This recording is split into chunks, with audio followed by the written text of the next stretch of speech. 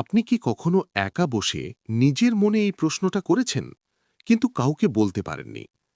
এমন একটি অভ্যাস যা অনেকেই লুকিয়ে করেন, হয়তো আপনিও।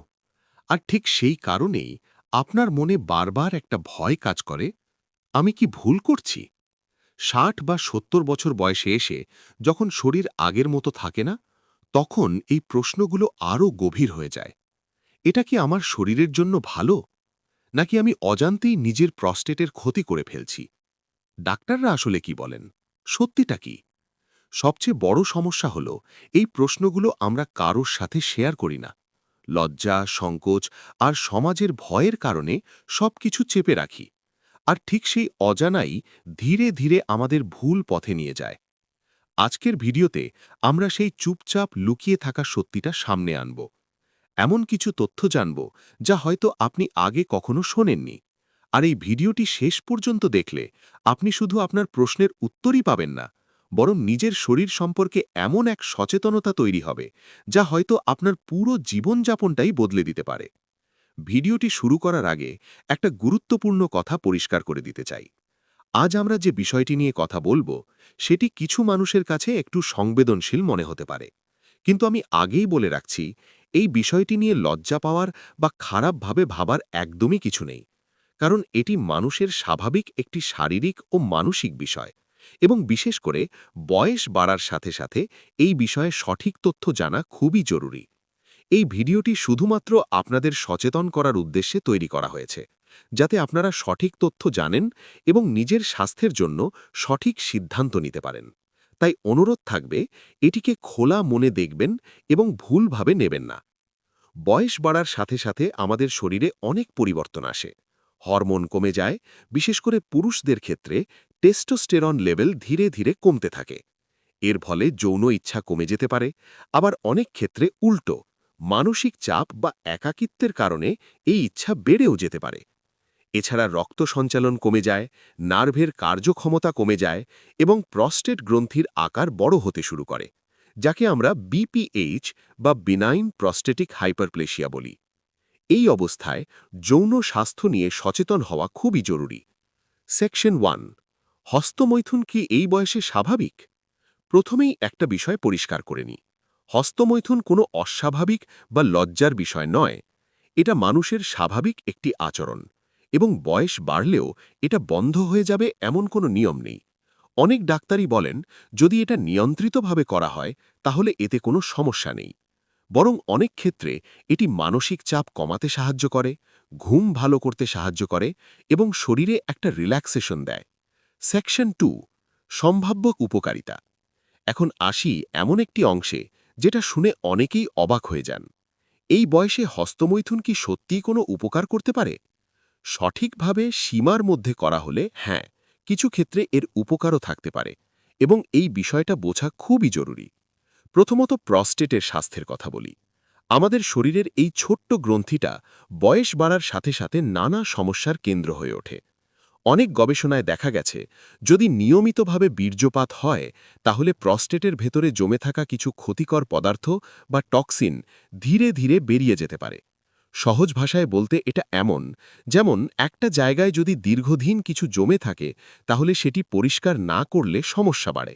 ঠিক তেমনভাবেই নিয়মিত নিঃস্রাবণ কিছুটা হলেও সেই জমাট ভাব কমাতে সাহায্য করতে পারে।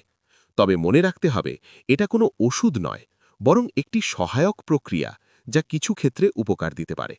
দ্বিতীয়ত, মানসিক স্বাস্থ্যের কথা। বয়স বাড়ার সাথে সাথে অনেক মানুষই একাকিত্বের মধ্যে পড়ে যান। পরিবার ব্যস্ত হয়ে যায়, বন্ধু-বান্ধব কমে যায়, মনের ভেতরে একটা চাপ, একটা শূন্যতা তৈরি হয়। এই অবস্থায় যখন কেউ হস্তমৈথুন করেন, তখন মস্তিষ্কে কিছু বিশেষ রাসায়নিক পদার্থ নিঃসৃত হয়, যাকে আমরা ফিল গুড হরমোন বলি, যেমন ডোপামিন, অক্সিটোসিন ইত্যাদি। এই হরমোনগুলো সাময়িকভাবে আপনার মনকে শান্ত করে, দুশ্চিন্তা কমায় এবং কিছু সময়ের জন্য হলেও আপনাকে মানসিক স্বস্তি দেয়। তৃতীয়ত, ঘুমের ওপরের প্রভাব। অনেক বয়স্ক মানুষের একটা বড় সমস্যা হলো ঠিকমতো ঘুম না হওয়া। রাতে বারবার ঘুম ভেঙে যায় বা ঘুম আসতেই চায় না। এমন অবস্থায় এই প্রক্রিয়ার পর শরীর ও মস্তিষ্কে একটি স্বাভাবিক রিল্যাক্সেশন তৈরি হয়। হার্টবিট ধীরে আসে, মাংসপেশি ঢিলে হয়ে যায়, ফলে অনেকেই অনুভব করেন তাদের ঘুম দ্রুত আসে এবং ঘুমের মান কিছুটা হলেও ভালো হয়। কিন্তু এখানে একটা বিষয় খুব পরিষ্কারভাবে বুঝে নিতে হবে। এই উপকারগুলো তখনই পাওয়া যায় যখন সবকিছু নিয়ন্ত্রণের মধ্যে থাকে, যখন আপনি নিজের শরীরের সীমা বুঝে চলেন। কারণ একই জিনিস যখন সীমা ছাড়িয়ে যায়, তখনই সেটা উপকারের জায়গা থেকে সরাসরি ক্ষতির দিকে চলে যায়। আর ঠিক সেটাই আমরা পরের অংশে বিস্তারিতভাবে জানব। এই পর্যন্ত আমরা যে বিষয়গুলো জানলাম সেগুলো শুনে হয়তো আপনার মনে একটা প্রশ্ন ঘুরছে, তাহলে কি এটা নিরাপদ? ঠিক এই জায়গাতেই আমি আপনার মতামত জানতে চাই। কারণ বাস্তবে এই বিষয়টা নিয়ে সবার অভিজ্ঞতা একরকম নয়। কারোর কাছে এটি স্বাভাবিক, আবার কেউ আজও ভেতরে ভেতরে দ্বিধায় ভোগেন। আপনি কোন দলে পড়েন? কমেন্টে নির্দ্বিধায় জানাতে পারেন। আপনার মতে এই অভ্যেসটি এই বয়সে স্বাভাবিক না ঝুঁকিপূর্ণ? আপনার একটি মতামত শুধু আপনার জন্য নয়, এখানে থাকা হাজারো মানুষের জন্যও গুরুত্বপূর্ণ। কারণ অনেকেই আছেন যারা একই প্রশ্ন নিয়ে চুপচাপ এই ভিডিওটি দেখছেন কিন্তু বলতে পারছেন না। আপনার একটি সৎ কমেন্ট হয়তো তাদের সিদ্ধান্ত নিতে সাহায্য করবে। এবার চলুন জেনে নিই সেই দিকটা যেটা বেশিরভাগ মানুষই জানেন না, এই অভ্যেসের মধ্যে লুকিয়ে থাকা আসল ঝুঁকি। সেকশন 3। কিন্তু কোথায় লুকিয়ে আছে বিপদ? এখন আসি সেই অংশে যেটা সবচেয়ে গুরুত্বপূর্ণ এবং হয়তো সবচেয়ে বেশি মানুষ এড়িয়ে যেতে চান। সত্যিটা হলো, যে জিনিসটা সীমার মধ্যে উপকারী মনে হয় সেটাই যখন নিয়ন্ত্রণের বাইরে চলে যায় তখন ধীরে ধীরে শরীরের উপর চাপ ফেলতে শুরু করে। আর সেই ক্ষতি একদিনে বোঝা যায় না, চুপচাপ ভেতরে ভেতরে জমতে থাকে। অতিরিক্ত হস্তমৈথুনের ফলে অনেকেই প্রথমে ছোট ছোট পরিবর্তন লক্ষ্য করেন। শরীরে অকারণ দুর্বলতা, সবসময় ক্লান্ত লাগা, আগের মতো এনার্জি না থাকা, এমনকি মনোযোগ কমে যাওয়া। কিন্তু অনেকেই ভাবেন এটা বয়সের জন্যই হচ্ছে, অথচ আসল কারণটা তারা ধরতেই পারেন না। বিশেষ করে ৫০-৬০ বছরের পর শরীর আগের মতো দ্রুত রিকাভার করতে পারে না। তাই বারবার শরীরকে চাপ দিলে সেটা ধীরে ধীরে ভেঙে পড়তে শুরু করে। আর সবচেয়ে সংবেদনশীল বিষয় প্রস্টেট। যদি আপনার আগে থেকেই প্রস্টেট বড় হয়ে থাকে বা হালকা কোনো ইনফেকশন থাকে, তাহলে অতিরিক্ত উত্তেজনা ও চাপ সেই সমস্যাকে আরও বাড়িয়ে দিতে পারে। ফলে প্রস্রাব করতে কষ্ট, জ্বালা, অস্বস্তি, এই সমস্যাগুলো ধীরে ধীরে বাড়তে থাকে। এখানেই শেষ নয়। যদি আপনি ডায়াবেটিস, উচ্চ রক্তচাপ বা হৃদরোগে ভুগে থাকেন, তাহলে এই ধরনের অতিরিক্ত শারীরিক উত্তেজনা শরীরের ওপর বাড়তি চাপ ফেলে। হার্টবিট হঠাৎ বেড়ে যাওয়া, ব্লাড প্রেশার ওঠানামা করা, এই সব কিছুই আপনার জন্য ঝুঁকিপূর্ণ হয়ে উঠতে পারে। তাই এই জায়গাটাতেই সবচেয়ে বেশি দরকার সচেতনতা। কারণ আপনার শরীর আপনাকে সবসময় সংকেত দেয়। শুধু সেই সংকেতগুলোকে সময়মতো বুঝতে পারাটাই সবচেয়ে বড় বুদ্ধিমানের কাজ। সেকশন 4। কতটা করা নিরাপদ? এখন আসি সেই প্রশ্নে যেটা প্রায় সবার মনেই ঘুরছে। তাহলে কতটা করা নিরাপদ?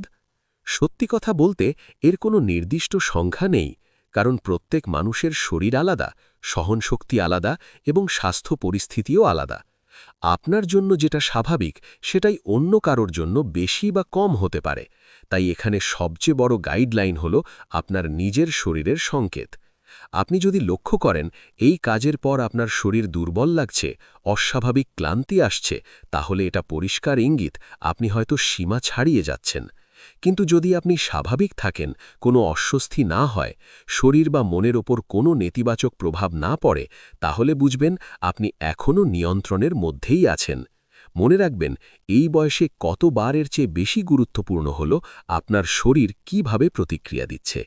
কারণ আপনার শরীরই সবচেয়ে সৎ উত্তর দেয়। শুধু সেই উত্তরটা মন দিয়ে শোনার অভ্যেস গড়ে তুলতে হবে। সেকশন 5। কোন পরিস্থিতিতে একেবারেই এড়িয়ে চলবেন?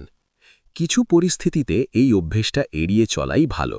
যদি আপনার প্রস্টেটে ব্যথা থাকে, যদি প্রস্রাব করতে সমস্যা হয়, যদি ডাক্তারের কাছ থেকে কোনো নিষেধাজ্ঞা থাকে, বা যদি আপনি খুব বেশি দুর্বল বা অসুস্থ থাকেন, এই অবস্থায় অবশ্যই ডাক্তারের পরামর্শ নেওয়া উচিত।